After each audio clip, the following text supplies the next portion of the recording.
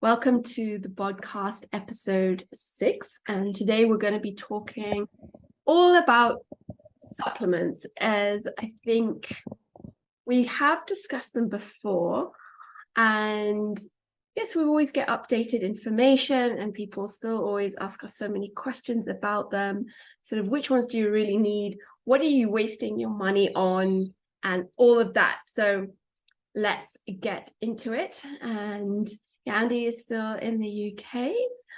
Hopefully the weather's getting a bit warmer there. It is boiling here.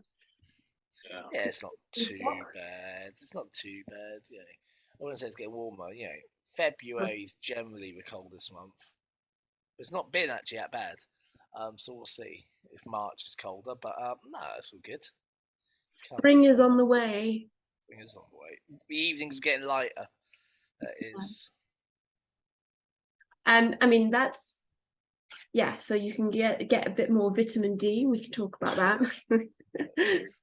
But yeah, supplements are always a hot topic, and I think so many people feel when they begin their sort of health and fitness journey that they've got to get all of these supplements, and you really don't. And we'll talk you through some key ones that you can invest in, and certain situations, you know, where you might want to go for specific supplements, not just taking things because whoever influencer on IG is promoting them, because even though they're natural, they can still cause harm if you don't need them or you take too much.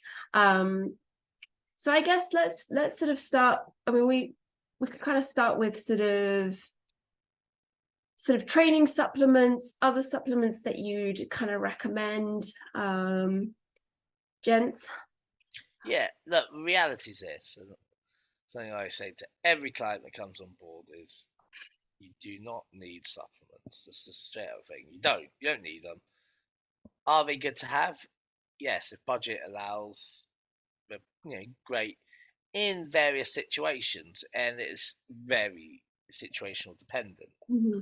I think, you know, personally, the ones I recommend are fish oils, because I don't think anyone eats enough oily fish. Creatine, not because of muscle building, but actually for brain health. And that's pretty much it, depending on diet. If your diet's and you're in a cutting phase, and you know you can have a multivitamin. You know, if you're worried about not getting enough vitamins in, but you know something Dr. Dean told me was you shouldn't be taking things like multivitamins unless you're actually deficient in anything, and because of the knock-on effect. So it's one of those things where, yeah, if you're in a surplus of calories and you're eating properly, you shouldn't need multivitamins. Yeah. For training wise, you know, you can say if you are tight on time to make meals, you know, a protein shake comes in useful to get a bit of protein in, and you know, as we often have it with oats and things like that, very useful. You know, but it's a tool of convenience rather than necessity. Exactly. And as I you know, EAAs and carbohydrates again, not essential, but useful, you know, for giving you, you know, maximal training, you know, nutrition around that peri-training window, you know. So again, you don't need them if you eat and time your meals properly. Great, you know, you can get away with that. But if you know, always struggling for time and you don't have time to, you know, make sure you're eating, you know, a couple of hours before your training, you know, then these things are very useful. And let's be honest, a lot of us are rushing to and from things, you know, going, oh no, got to train in an hour's time, you know, work's just gone over, and rather than cramming a big meal in, you know, you can, you know, do it slightly differently with, you know, something like a lighter, you know, maybe a shake before and have some EAs during with some carb powder. But again, these aren't things you necessarily need, you know. So main thing is, what are you deficient in? And this time of year in the UK, I would say everyone's deficient in vitamin D. And it's not because at this time, it's because if you were in the UK, say as winter started, November, December, you've used up your vitamin D stores come end of December, you've got nothing left. So you're going to have to get vitamin D from somewhere. So there's two options: vitamin D supplements or going on sunbeds. They're your two options, sunbeds or a vitamin D lamp thing. Mm-hmm. Those things can, help boost your vitamin D, or you can have a supplements. Yeah, I think it's the way you've stated it. When it comes to supplement, people do the opposite. Instead of looking at, say, your nutrition and your environmental factors, so to speak, people do the opposite, go to supplement first before looking at, what am I eating? Am I deficient in anything? How does my diet look like? Am I getting enough sun? Things like that. And then people just go to,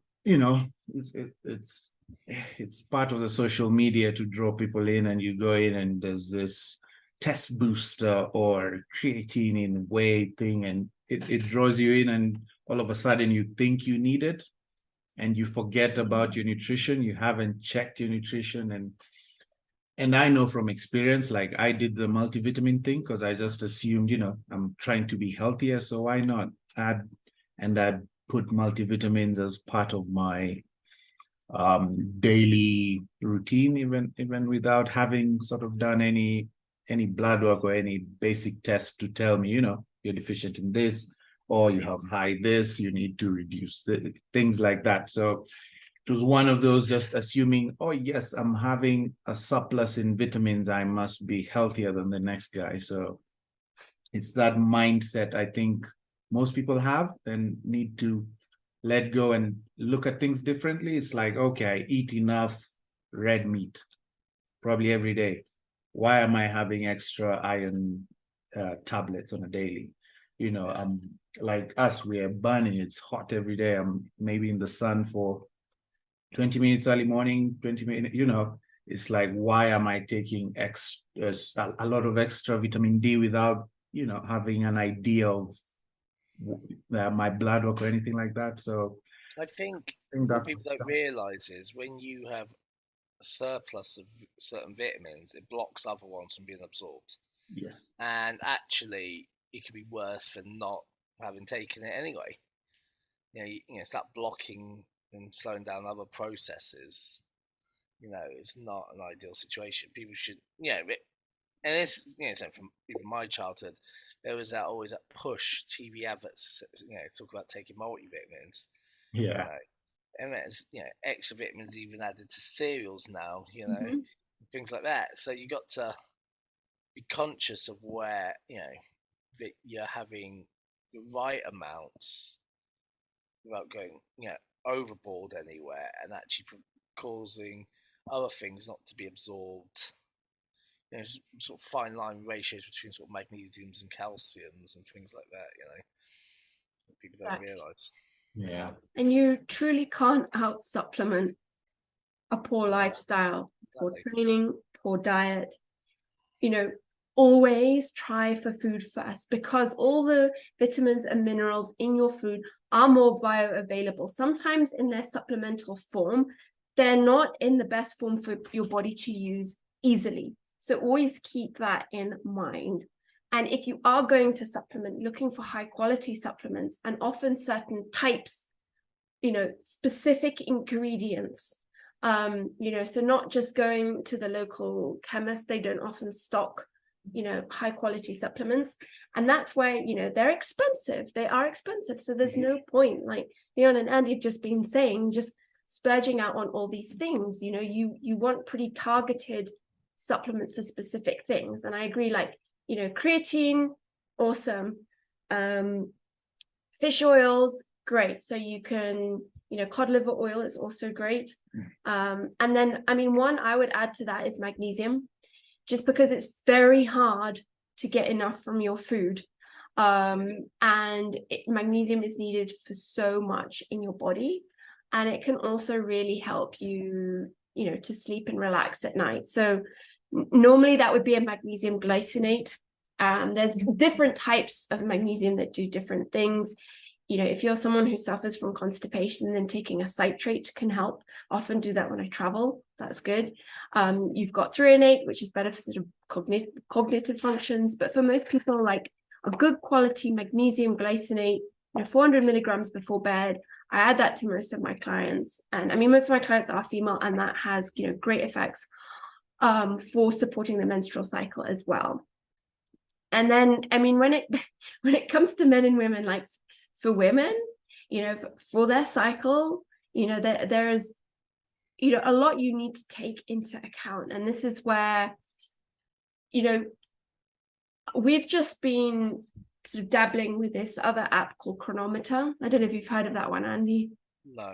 But... It's really great. And I like it because it's looking at all your micronutrients. MyFitnessPal covers a few, but it really, it's taking you through like folate, choline, all of these micronutrients that often we don't focus on and that are really essential. And again, like if you can get them from food, all the better, but sometimes you do need that extra supplement. But, before you go self-diagnosing yourself, this is where test, don't guess is really, really good. And, you don't have to do like every single blood marker out there. You can learn so much just from doing a full blood count, if you're anemic, if you're low in B vitamins, things like that.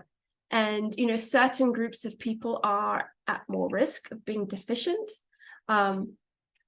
If you're Black, you're going to be more, at risk of vitamin D deficiency. If you're older as well, if you're indoors, if you are pregnant, if you're postpartum, if you're trying to conceive, you're gonna have different nutrient needs. And that's where, doing your blood work can be really useful so that you can get specific supplements for you. Because Annie made such a good point.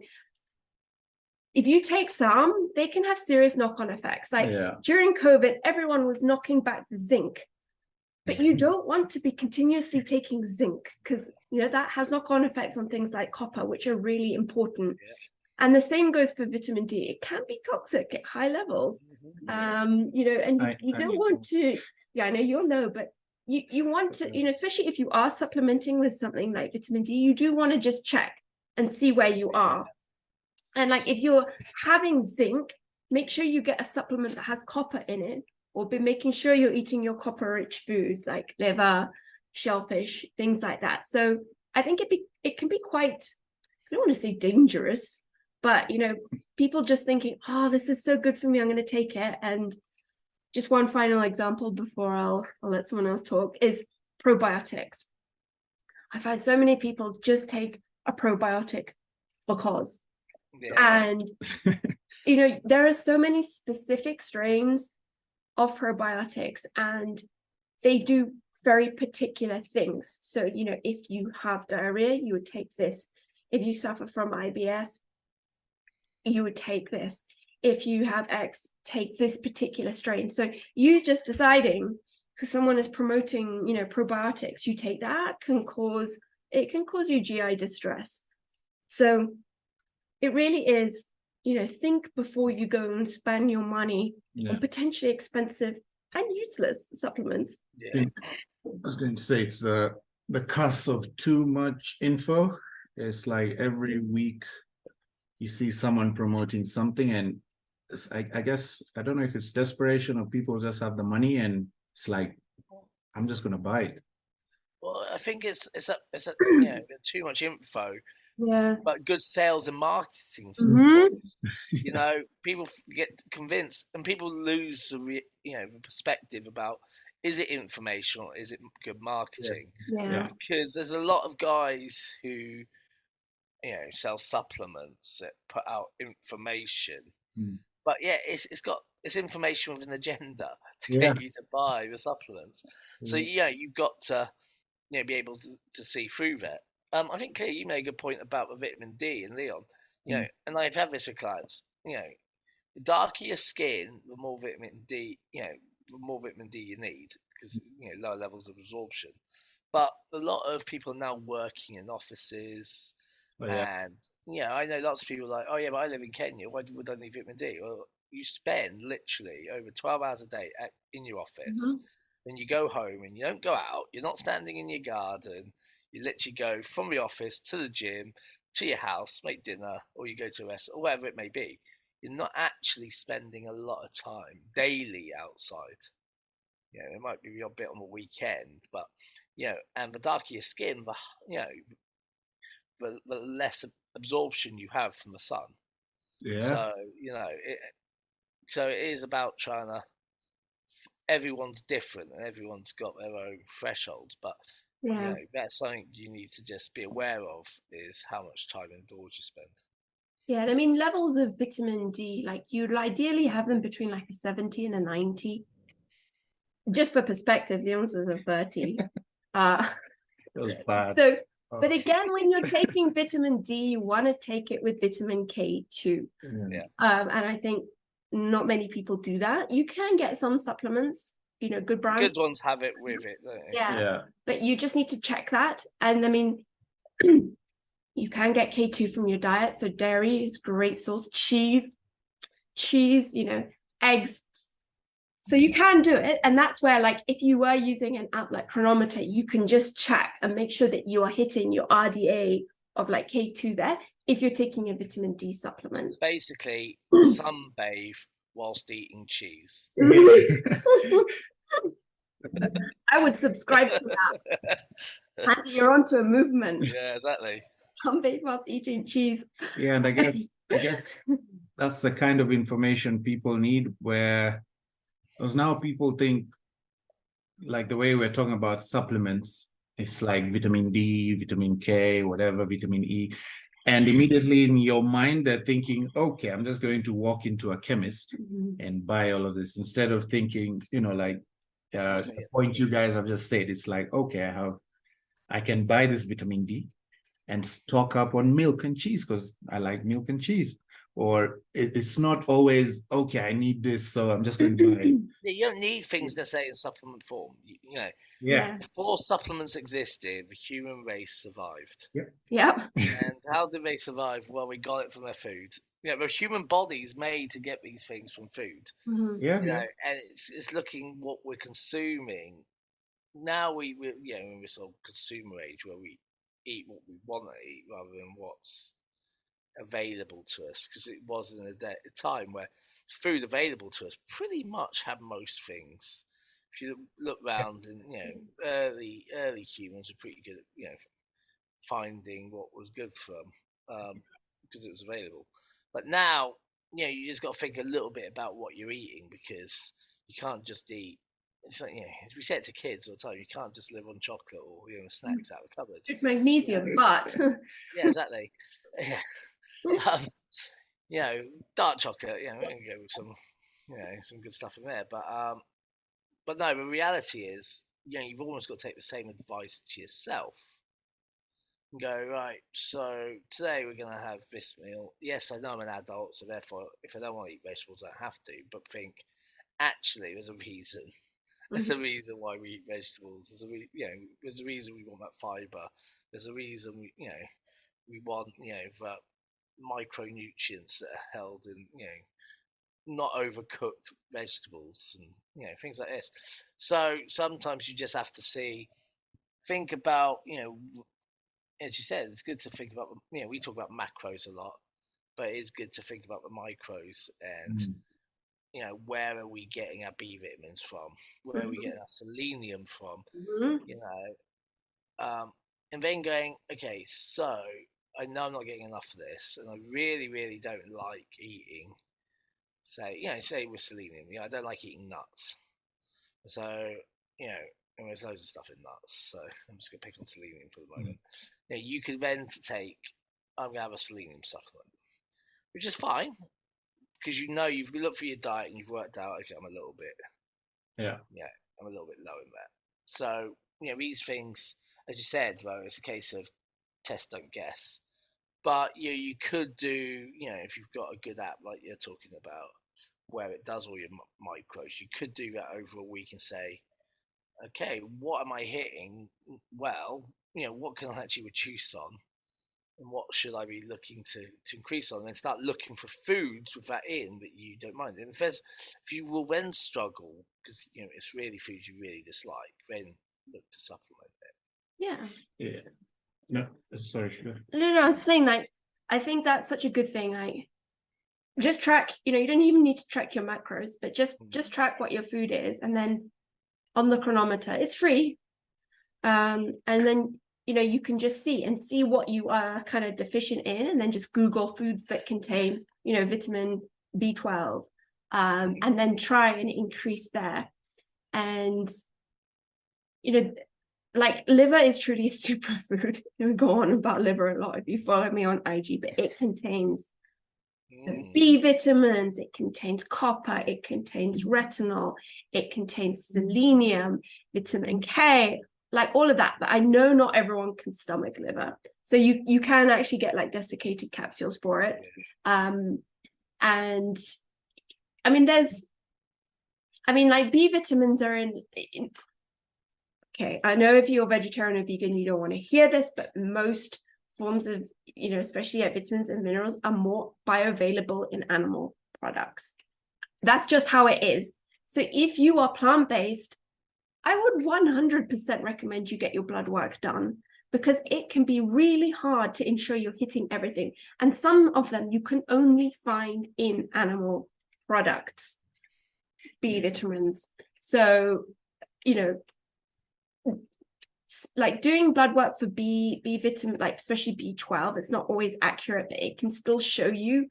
Like if you've done it before, you'd ideally be in the 700 to 900 range, which is quite high, and that is over the conventional ranges there. But it'll just give you an idea. So if you are plant-based, again, highly recommend that you do that, because you might need to supplement. In fact, you should be supplementing in certain things, especially if you're vegan and you're not eating dairy, or eggs. That's going to be really huge for you to, pay attention to that. Like, it can all sound well and good going vegan, but your health can actually suffer more. So this is sometimes a little bit of good marketing of veganism. It's like people think they're going to be healthier for being vegan, and certain things you do really well with. Certain of your micros are shoot up, vitamin C and things like that. Where they are plant based, but a lot of them the other side, that's some of the oil based stuff. Vitamin K, and then you got your B vitamins, and and other offshoots from there, which you get from meat, or not even just from meat, from things like eggs, dairy products, is harder to come by in a synthetic form.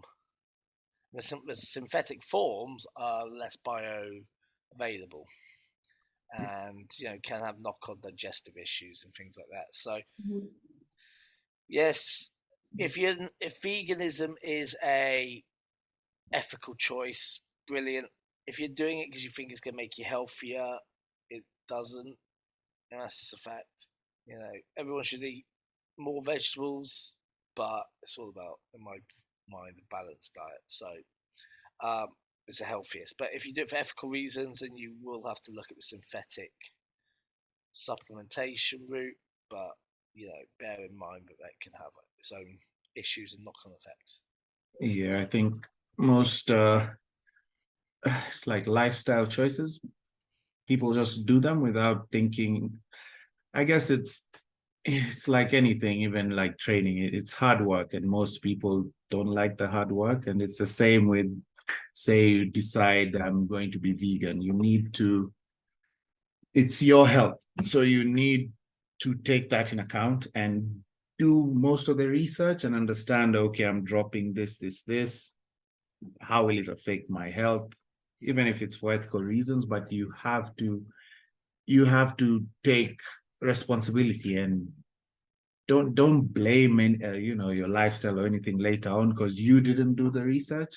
It's like, oh, you less in B vitamins, or you're getting more and more sick because you don't have certain nutrients. It's up to you to do the research also. Yeah, and then do your blood work as Yeah. well. Like, again, truly, you can learn so much just from a full blood count, liver and kidney panels, and those are not expensive. You can see a lot in that. I mean, you don't want to see the supplements I'm on right now. It's a lot, but that's for a very specific reason, and that is to help with my thyroid.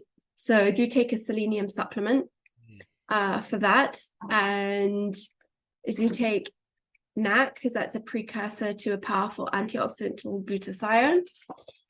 What else have I got? I take an adrenal supplement because your adrenals and thyroid are linked. I take chasteberry, but that's to help support my progesterone, because again, being hypothyroid can have a serious knock-on effect on your menstrual cycle. I've got a turmeric supplement to help with inflammation because of gut issues. And so the whole podcast just going through my supplements.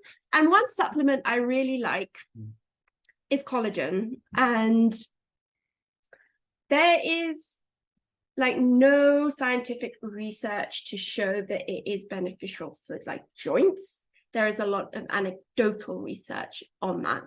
There is research coming out, like if you perform, like, I don't know, if you had a knee injury and then you perform your rehab and then take quite high dose collagen afterwards, that has some beneficial effects. But I take it mainly for skin, hair, nails, and I truly notice a difference because I have suffered a lot of hair loss from my my thyroid disease, and I have a lot of regrowth, and I can tell since taking it, I have to cut my nails a lot more. So collagen is not a complete protein, so it will never replace like a whey isolate or a proper complete plant-based blend. It's missing the amino acid. I think it's leucine, which is very important for muscle synthesis. But you can easily make it a complete protein, and it is a nice little addition. Go for I can never say it, hydrolyze one, because then it sort of mixes into your drinks, and you're going for the type 1 and 3 collagen. But I must say I do enjoy that. I don't take a whey isolate. I can hit my protein through my diet. It just takes a bit of work, but little collagen helps there. So that is my regime. But like I said, that is very specific for me. It's very specific for me. You wouldn't randomly want to take what I'm taking, because if you don't need selenium, you don't need to take, you don't need to take a supplement for it. If your menstrual cycle is all good, you don't need to take a chasteberry, that kind of thing. So I think that's just such an important thing to emphasize: specific, very targeted supplementation. And this is all based on blood work and symptoms. Yeah, we'll probably... And it's very expensive. If we do a pirate episode, we'll probably have all the supplements here and just go through them one by one. Yeah, no, I think it would, because honestly, so many women have thyroid issues, and it's been coming up a lot. Yeah. And so there's so much that you can do through your nutrition that you should be doing first anyway, but then you can have some, and they can make you feel better like pretty soon. I mean, a lot of them take time, and that's a good thing to think about. Like, supplements take time. They're not, medication. They do take time to work. And I guess maybe that could be a whole episode, is fertility and nutrition and supplementation, preconception. That's a big one to think about. Like, I can just touch on it briefly, is like, if you do want a baby, you should be starting to think about your nutrition and supplementation like 3 to 6 months in advance, sometimes even a year. Just putting that out there. Anyway, I mean, what supplements do you guys take? Now that I've shared mine. Okay, so what do I take? I take boron, 6 milligrams of boron, because that makes free tests. It reduces SHGB. naturally without having to take anything. And yours was quite high, if I remember from. SHGB was high, so just 6 mg reduces that down to a normal level for me. Berberine, Oh yeah. take that around meals to help with blood glucose Do you control. cycle that by just out of interest? I'd sometimes just stop taking it because I'm lazy, and I class that as a cycling. Yeah. But like for a couple of days, I'll come off it and then go back on it. But I don't, Yeah. so yeah, it's accidental cycling. But no, I just think, when you're doing it like every meal, it does wear you out. It feels like you got to remember a lot. Oh. And you got to always have it next to you. But so that's not a big deal. So that one, L-glutathione. I have a liquid L-glutathione, which tastes a bit like, to be fair, it tastes and smells like rotten eggs, and it's absolutely disgusting. Whatever you do, drink it and then go kiss someone. They sold for smelling, so you have to brush your teeth after. But it is really good because I had a blood test and one of my liver enzymes was high, so a lot of things just taking that. What else? Can I just say something quickly? So like supplemental form is also important, like often like liquid or liposomal, again, are more bioavailable. So so, but also more expensive. Yeah. Yeah. But that's because they work though. Yeah. They So it's a little bit more expensive. What else do I take? And then pretty much that's it. If I will take creatine daily, and as I say, I always say this to clients: it's not about the muscle building abilities. It's been shown to prevent neurodegenerative diseases. Yeah. And since dementia and Alzheimer's runs in my family, I think it's always worth putting that in there. I personally do enjoy a pre-workout. I don't need to take it. So some days I just don't take it. I will take a pump one in the evening or a stim one in the day, but that's just actually for fun. I don't need any of that. That's like I could, if I'm traveling, I don't take it with me because it's just space taking up. And I have a whey protein, but I use that less and less because I can just eat more and I can time my meals better. Yeah. It's better. I often have that just for breakfast, generally with some porridge, and that's about it. Yeah. I forgot one. I sometimes take it's called like a betaine HCl. So again, with hypothyroid, you can get low acid. So sometimes you get heartburn, and that helps with that. So sometimes take that. What about you? I think in my life, this is the time I'm taking the least supplements ever. I was a Mr. Experiments. I used to experiment with everything I'd see and be like, oh, but now I'm on whey, obviously, because I hate eating in the morning. So it's just how I start my morning. So like I blend oats and then I mix it with the whey. Because I absolutely hate eating in the morning. My appetite's just low in the morning, and it's just a nice way to start the day with higher proteins. So on rest days I do it without any oats, but on training days I add the oats. And then before that I do creatine and glutamine, and then I do a pinch of salt in the mixture. That's first drink I have in the morning. And then Why do you take glutamine? I just take it randomly. It's one of those I've taken very randomly for years. I bought it for for it can help with your gut, like not something that you take every day. Yeah, mine's not so what, are you just finishing it off? Yeah. Okay. Much. Yeah. not even going. So that's a case of just No, it really is. It's one I took it ages ago. I remember when I was doing a prep, I think one of the coaches suggested it during prep, and it helps recovery. Yeah, it was mostly for recovery, nothing special. And I saw it in there and I was like, my life's become boring. I'm just taking whey and creatine, you know. So I'm being very honest. It's like a pre-workout if and then EAAs, which I do mostly on leg days, just before my post-training meal. Just extra protein, just because leg days I usually feel like I'm destroyed. So I get in extra EAAs. And then that's pretty much it, I think. Yeah. What I forgot was krill oil. Mm. Oh yeah. Mhm. Krill oil I prefer to most other fish oils, and I also take electrolytes first thing in the morning and during my training sessions. Yeah. I'd take when we have it, adrenal It's an cocktail. adrenal cocktail. So it's Eh, potassium, magnesium, sodium.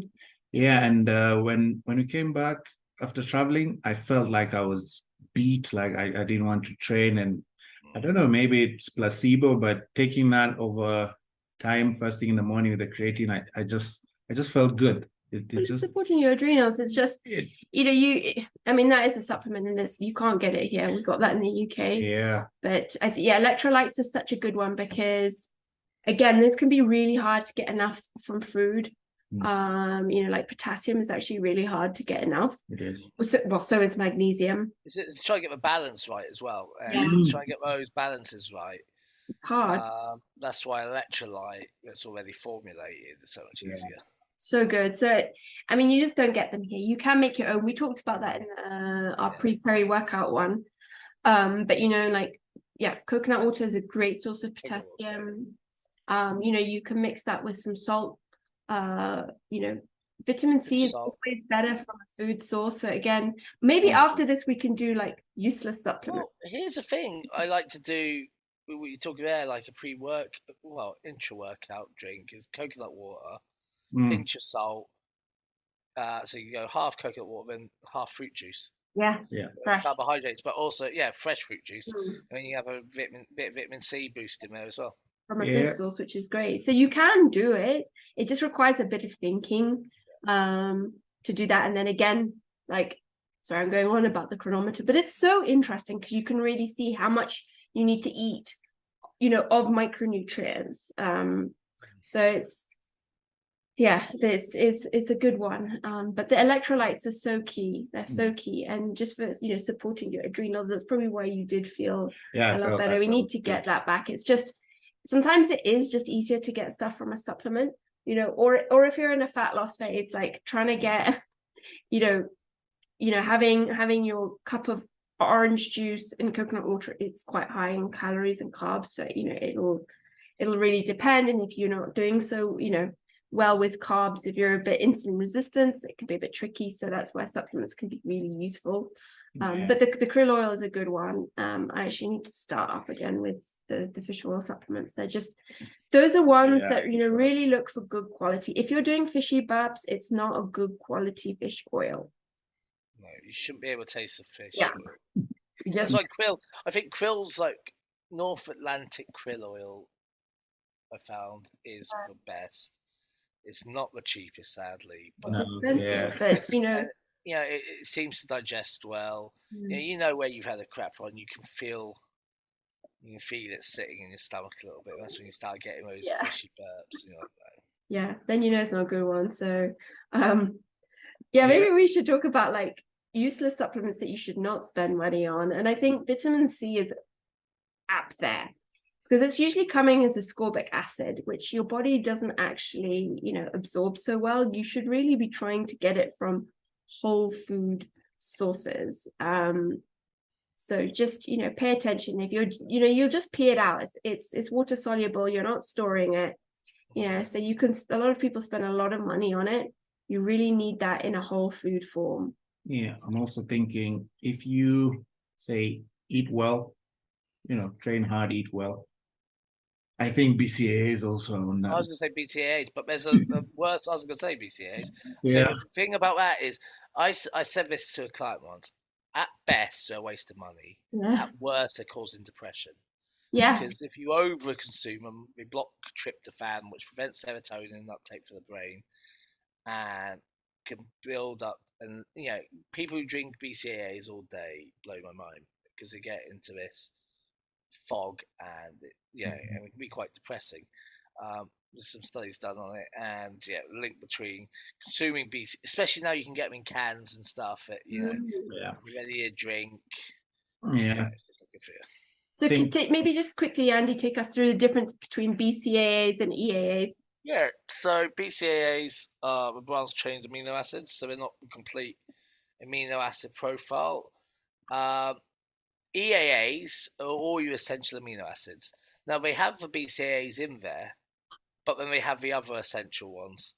So I can't remember what's the difference in numbers. Is it like 12 versus 3, I think branch chain 3, and then there's 9. 9 total? Yeah, Something like that. so the realistic thing is, it's like with BCAAs, it's like being in a swimming pool and drinking some water. That's what I always like to think.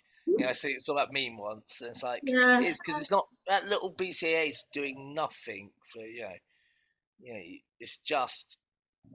it's just not, because it's not everything you need.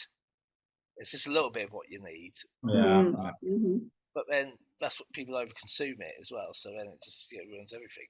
Unlike the essential amino acids, where you can have one drink and you've hit every amino acid for a complete amino acid profile, easily absorbed. It costs the same. A tub of BCAAs costs the same as a tub of EAAs. There's no real difference there. So I don't understand why you would get BCAAs, not the EAAs, except for availability. In Kenya, it's a lot harder to get EAAs. I mean, the bonus of EAAs is they also often contain electrolytes. Yes. Right. So we've got BCAAs, we have vitamin C. I think we mentioned that one. Most multivitamins are a waste of time, because if you look at the type of vitamin it is, so the sort of I'm trying to think of terminology, so like a bit of malate or citrate or whatever it is, the cheaper those are, those daily multivitamins, most that's not actually that bioavailable, absorbed by the body due to the type of stuff in there to make it into a small tablet. It's like either we can be often, some things are overdosed, some things are underdosed. Most of the time it is just a waste of your money. I think also with the other one, I would say, just because of what you said, it's where people are different and they mostly underdose it and then overdose it on some things. I think is test boosters. Because it's they put all these herbs together, and then you find a lot of test boosters have been underdosed, and then even the dosage they give guys is like it just doesn't work for most people. And 90%, probably 99% test boosters are just marketing. Yeah, because if you literally, I think I was talking to someone yesterday. I was like, what, to buy a test booster from a bodybuilding brand and use it? Say you get a coach who understands and gives you the right servings for you to use.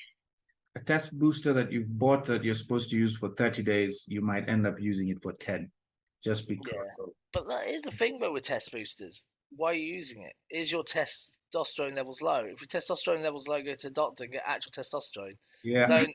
If if it's marginal, you could look at your SHBG level and take boron, which is proven to work, and that will increase your free testosterone. You don't actually need a test booster full stop, because if your test levels are normal, then why do you need a test booster? You can do I know you want to try and get the edge, get a little bit more up, but you can do that with a little bit of boron. Just by reducing that. I know I used it because at the time I was scared of going on gear, and the test booster requires no PCT, so you're like, you know what? It doesn't require anything because it doesn't do anything. So, I'm like, you know what? We've all been there though. I'm not ready for tests, so we've all been there, like young men. We've all been like, that Bulgarian. Grass or something. There, and there's all sorts in there, and you're like, well, it must work. But the reality is, I've never seen anyone take test boost to come out suddenly looking Absolutely. 25 pound heavier and It's- jacked. It's like it's Then just fenugreek. Yeah, you smell of fennel. Yeah. It's a super Yeah. placebo because you go to the gym thinking, But then again, that doesn't mean it doesn't work in its placebo context yeah, because Mm. you would start training harder because you think you're on the test booster. yeah. The other one in the same guise as that a little bit is, fat loss. Yeah, fat burn. Fat loss. What way? Fat burners. Yeah. Fat burners are just a load of caffeine and chili powder half the time. Hmm. Make you sweat, make you jittery, but don't actually do. It work better as a pre-workout. I've said that to people. Yeah, I think Yeah. It work better as a pre-workout because of the high levels of caffeine. And well, I've tried everything, and I remember taking some fat burners, and I used to feel sick, like my tummy, and it's like take 30 minutes before the gym. And by the time it's training time, I'm sweating like I've already trained. My tummy was never, it just didn't No. sit well. And I guess it's the anxiety. You just, Yeah. on edge. And I tried it. I'm like, how do people use this for months? And there's people who use it because they But believe. here's the thing: we now know about energy balance. Mm, Now think, how can that fat burner work? Because how much energy is it using up? yeah. It's not. It makes no sense to me now. It's like chemically, it's not doing anything. But maybe if it's got loads of green tea in there, good for antioxidantness. I Yeah. made a capsule once. I make capsules. I had a little capsule press Yeah. with green tea and chili, ground up chili, green tea. Yes. Tell you what, feel it heating up in your stomach. It was all right. Yeah. But the fact is, it's probably actually relatively good for me on an antioxidant level, and But yeah, not the fat burning. I mean, but I'm fat. But it's amazing. It just makes you sweat, and well, fat sweat is fat, yeah, right? Isn't it? So yeah, you must be you're like, it, but bloody hell, I'm just Yeah, down and I mean, sweating through. You lose weight. You lose weight because you've got no water left in your body. they basically, because they're caffeine, Mm, they're stimulating the release of stress hormones, which is putting you into a sympathetic state. So your body's going to release fatty acids into the bloodstream for energy. But like Annie just said, energy balance. If you're not using them, they'll just go back into storage. There's no point drinking a fat burner on your couch. It all comes to your energy balance throughout the day. So true. don't That's waste why. your money. If you've got some, I was once told, I bought these. Can I use them? I was like, well, look, rather than wasting money, use them just as a pre-workout. So they work as a pre-workout, and these said, you use up those fatty acids. Yeah, never, and just never use an empty stomach. Well, that's what people probably do because they're like, oh, I'm going to train fasted and I'm going to get double the benefits. I did all that. And it's like, trash my hormones. It's like what Andy's saying. You're sweating, tummy is on fire. Oh Lord, that's not nice. And then the next day you're using it despite feeling bad because it's like, you know what? I sweated. I spent, my 6,000 bob. It's great. I'm using it. Okay, so fat burners are on that list. So next I put green powders. Well, actually, I mean, some are good, some are bad. Yeah. Like I think if you are someone who eats no vegetables, yes, it could be useful. But I think I don't know how many reels on Instagram I see of chicks, in their underwear making their green drink in the morning. Yeah, this is what I eat a day. Well, what? You live your life just in your underwear? I don't understand what's going on there. It's like greens drinks, like food first. Really try food first. And they're expensive and they taste like water. People use it so they don't have to eat vegetables. Like a lot of bodybuilders are worse at this, because they don't want to be bloated from fiber. So they have a greens powder. It's not the same. Like, yes, it's great. You're getting your vitamins in, but you're not getting the fiber in. Mm-hmm. And there is a need for fiber. Yeah, I understand just before a show. Yeah. You may want to reduce your fiber count and then go on to greens powder. But the rest of the time, actually the problem is what people don't do is have enough fiber in the off season because it becomes a lot of food. Yeah. But what you want to do is make sure you've got high fiber count. So in prep, you can bulk your food out with fiber without getting bloated because your body's already used to high levels of fiber. It's a bit like you can't just jump into having high levels of fiber and think you can digest it well. You've got to build up a little bit into it. So I get why some people use green powders, but I think it's because they've been lazy around previously around fiber and Or vegetables. seduced by marketing, like. Well, yeah, the average person seduced by marketing, but even the people who are using for good reason or think they're using for good reason, it's often that they haven't got used to eating and digesting the right vegetables. They've got into this habit of, oh, you must eat broccoli, or you must eat these sulfurous vegetables that just cause bloat and IBS and high FODMAP. Also, also, I think, well, maybe this will be another episode, but I don't understand. People think that you must eat like 10 different types of foods every time. It's like, if you enjoy spinach, just have lots of spinach. You don't need to eat broccoli or everything just because someone said you must have. It's like, choose the vegetables you enjoy, and there's absolutely nothing wrong with eating them. Look, here's the thing. I'm a big fan of variety of vegetables on a plate. That's why I go for the stir-fried veg packs and things like that, because you get a bit of everything. But I very rarely nowadays will eat just broccoli. I might eat tender stem broccoli occasionally, just in a roast dinner, just because it makes it look pretty. But it's not because I actually, Reality is, it's finding you've got to be able to, and this is a big thing about eat supplements or food, consume things that you digest well. Yes. If you don't digest it, it's not doing you any good anyway. Yeah. If it causes digestive issues, you're not getting the benefits from it. And that's the same with supplements, the same with actual food. Yeah. And I mean, with supplements as well, like a lot of the time you want to work on lifestyle things first, because I kind of said you won't be able, to digest them, to absorb all these things well. But again, like sometimes you might need to be on a lot of supplements at first, but you can come off them. Yes. Once you've worked on your gut health or things like that. Like what I'm on now, I'm not going to be on forever, hopefully. So just keep that in mind. Like you always taking time to build a solid foundation of like real whole foods, before supplements is the way to go.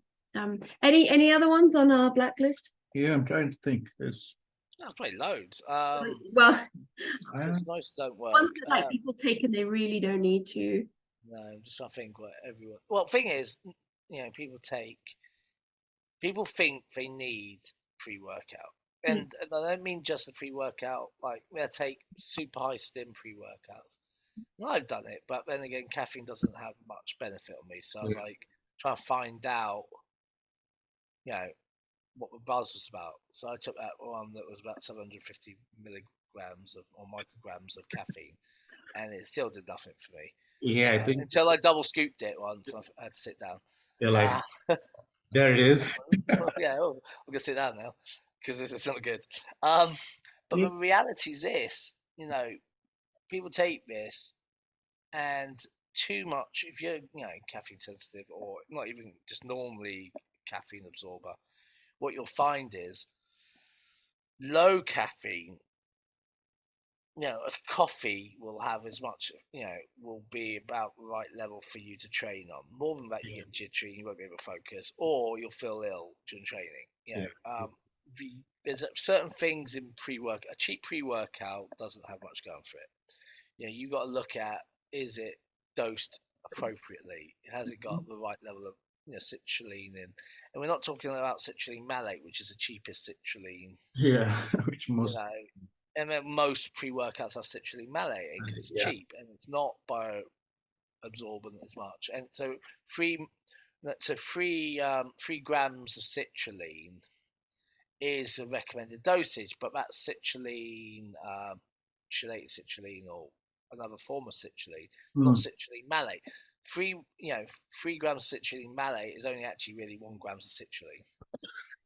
So because it's with malic acid or whatever it's mixed from. So so fact is, having a pre-workout, if it's not a properly dosed one, is none of those ingredients on the back are doing anything because they're underdosed. I think And they're over caffeined. So it's high caffeine, underdosed, everything else. I think I have pre-workout, but I've only ever used it when I feel like, okay, I'm finished. I don't like energy is low, and I'm like, I might as well just strain. I sometimes just buy it because I like the flavour. I bought one the other day that was cherry cola flavour. It was delicious. But it was a decent one. But I know I don't need it. And sometimes I like a lot of the pump ones now. I don't. Yeah, the pump. Yeah. Pump ones just because it's quite nice to have a nice pump in it. Yeah. Feel vascular when you finish training. I always throw in a bit of salt. Well, a lot of it, and I still have my interest. I still have an electrolyte. So because the same with, say, if I do carb X intra workout, I just throw in salt for the pump. Nothing. It's cheap. Easier. I mean, some pre-workouts are expensive. They are. The just thing is, you could get the same from just having a coffee because they're over caffeinated, so you don't feel great doing it. And so you might as well have just had a coffee, and you'll be all right. If you're doing it for the caffeine, just have a coffee. Yeah. It's a fortune. If you're doing it for, like, say, the pump-based stuff, there is other ways of getting around that. Like, you want a nitrous oxide booster, you can stomach it beetroot juice. Mix that with maybe some coconut water. Mm. And, do it. But as I say, for that is I drink it knowing it's not the be all. If I'm traveling, I never take it with me because it's just space in the bag. But if I'm at home, I'll have it just because I like the flavour. It's not any other reason particularly. Yeah, well, I think that's a good place to wrap it up. So, I mean, take home is, always try food first. You can't out supplement poor lifestyle, training, diet, all of that.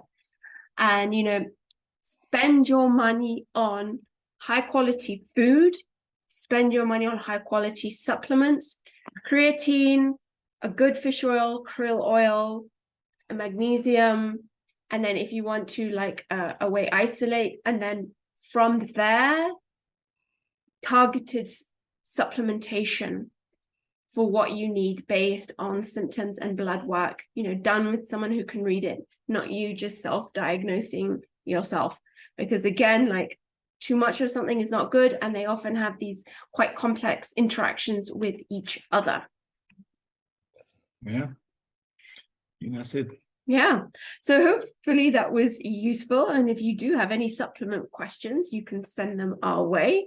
But truly, test, don't guess with supplements. And they are expensive. That's why, it's worth spending your money on good quality food first. Maybe download an app like Chronometer. Just track your food for a week. Just kind of see where you're missing. Then Google how to get in more of those foods. And kind of, take it from there. Definitely. Right, so we're gonna go and take our sups now. Oh, yeah. Some glutamine. Go take your glutamine, and he's gonna drink some pre-workout. Pre-workout, just sit around the house. Wow. Yep. We'll drive back and forth, but Burn fat all day long. Yep. Right, we'll see you in the next episode. Yeah.